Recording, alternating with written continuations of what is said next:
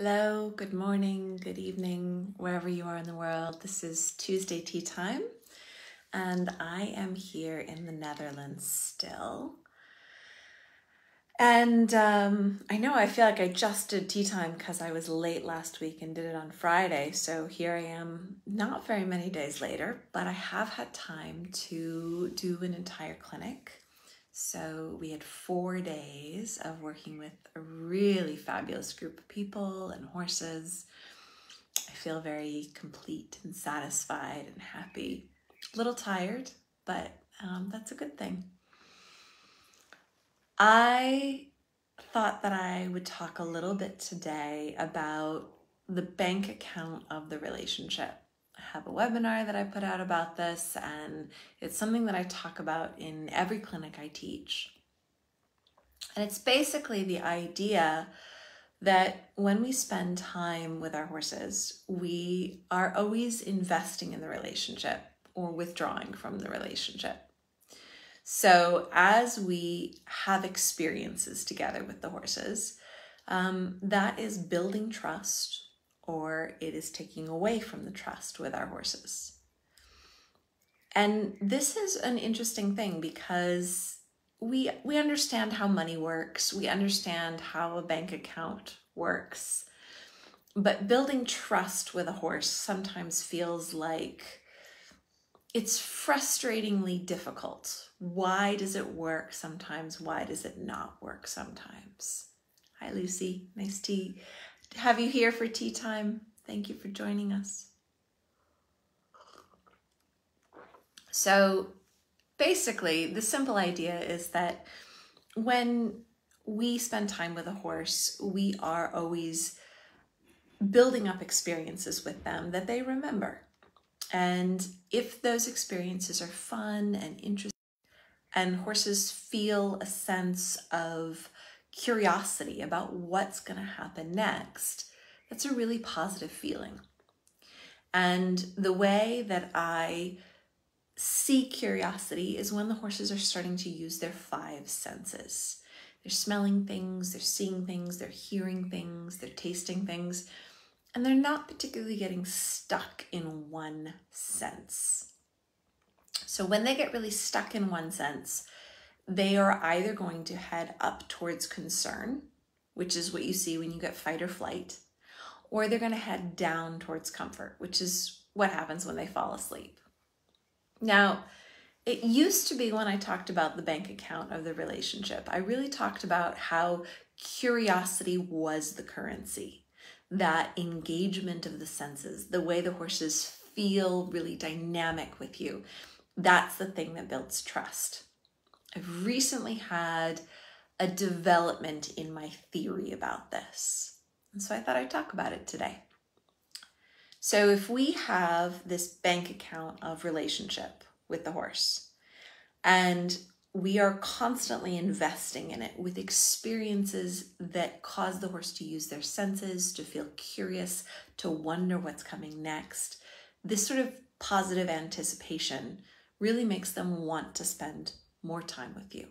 It makes them want to do things with you. But I don't think you actually put that money in your bank account until they get a chance to be comfortable and rest and process that. So curiosity is good, but it needs to have a counterbalance of comfort. And this is something that's new for me. I used to sort of feel like comfort was a little too close to freeze, and freeze was not good because freeze was a little bit too close to concern. And sometimes it is. I mean, that is a danger. But the way I'm thinking about it now is a little bit more like when we build muscle.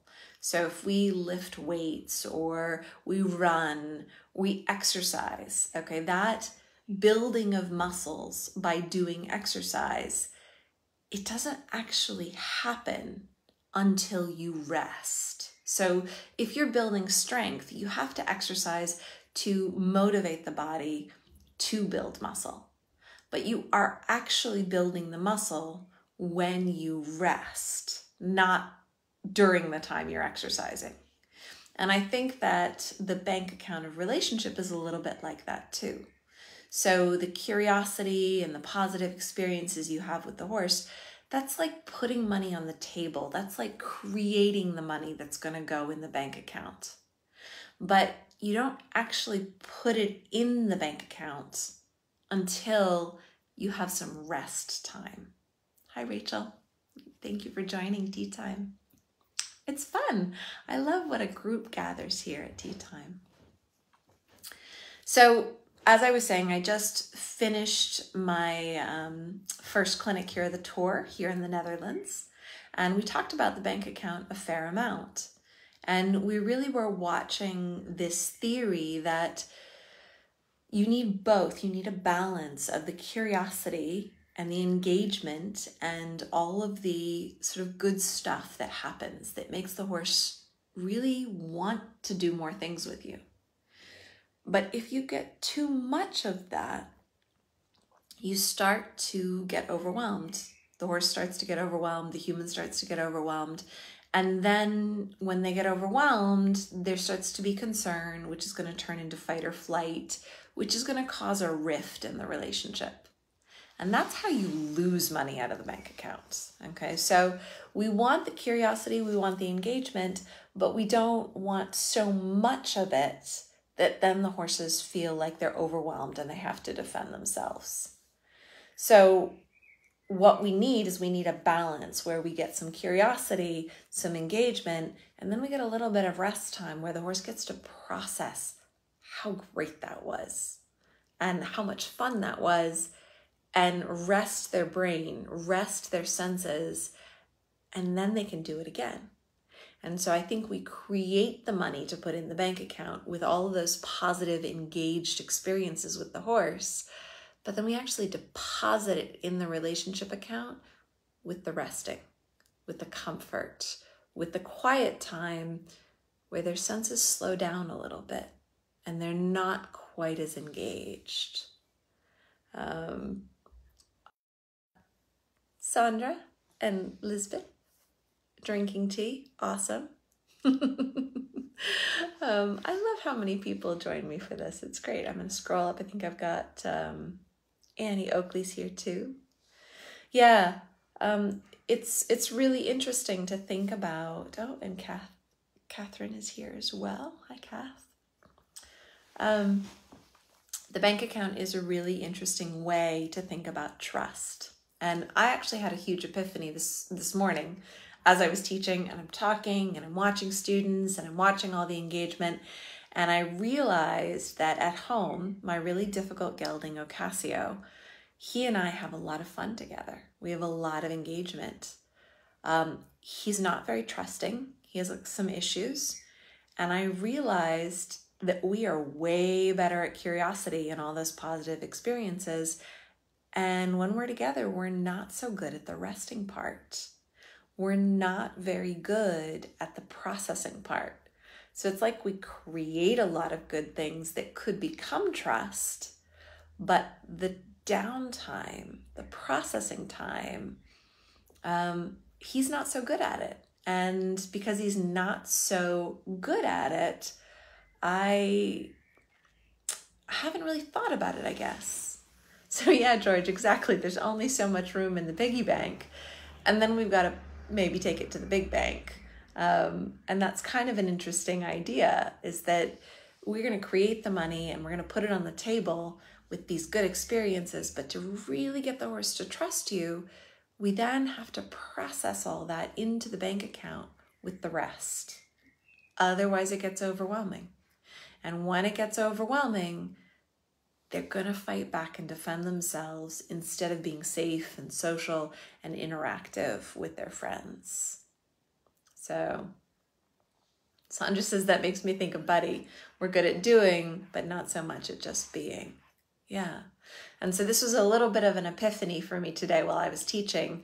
I talk about this all the time, but this is a slightly new angle, a slightly new perspective on thinking about the bank account and how we need this balance between the doing and the being, the curiosity and the comfort, the high engagement that seems like it's really fun and building lots of positivity, but then also a little bit of disengagement where we can just be without using the senses so dramatically. And that gives the brain a rest to kind of process what it's already done and then start again. And he says, do you think processing together is better than horse and human apart? You know, I think it is. I'm not 100% sure about that, but I think that it doesn't mean you have to spend hours with them processing, but I think a few minutes here and a few minutes there where it's okay for them to just pause. And I think you'll even see this in a horse herd when particularly young stud colts are playing, and they play and they play and they play.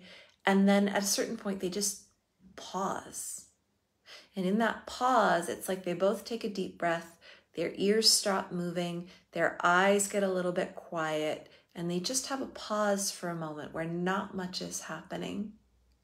And then they start playing again. And I think it's those pauses where the horse gets a chance to process the fun that it was having before. And for some horses, maybe they need hours. But for other horses, I think they just need a few minutes here or there. And I used to really think that the freeze, that place where their senses don't work so well, was a bit of a warning of that's what happens before they get self-defensive. And that's also true. But there's two different kinds of freezes. There's a freeze where their muscles start to relax and let down a little bit, and that's a really good freeze. I think that's where the money goes in the bank. And then there's a different kind of freeze where the muscles kind of tighten up and they're getting ready to defend themselves. And then you have the confusing types of freeze where you think they're relaxing, but really they're holding a lot of tension deep inside. And those are the ones that are surprising, where they're starting to settle down, but then they kind of rebound out of it into fight or flight. And so we have to learn how to read all these different types of freezes to know when we're putting money in the bank and when we're just setting ourselves up to lose a lot of trust, to lose a lot of money out of the bank. And I think that's kind of a lot of what I teach in my clinics, a lot of what I teach in my course and in my video coaching. It's understanding the kinds of freeze that you're seeing and what you do about that. You know, if the horse is free and we're doing freedom-based training, they're free to do anything they want to do. But how we work around their choices is going to determine how much they trust us through each situation and after each situation. So those are my thoughts for today. You might go home and play with it a little bit. Notice the horses that really trust you. Are they horses that have more of a balance between their uptime of curiosity and engagement and their downtime of being relaxed and present and being with you? And the horses that maybe don't trust you so much, is part of that lacking? Either the part where you build the curiosity, that's where you create that money for the bank account, or the part where you let down and the senses just pause for a moment and the muscles relax a little bit, and that trust can get deposited in your bank account.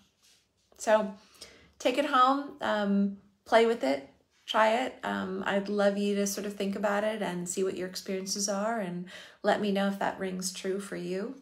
I'm going to keep experimenting with it. And so far, I think it's pretty accurate in the experiences I've had with my horses, and the ones that trust me more and the ones that seem to trust me a little less. So I'm going to see if I can maybe use this theory to help me do a better job of building trust with the horses that maybe don't feel it quite as naturally as the other ones. I hope you guys have a wonderful day wherever you are. Thanks for joining me for tea time, and I look forward to seeing you next Tuesday. I will be in Germany next Tuesday, and I will do tea time from there.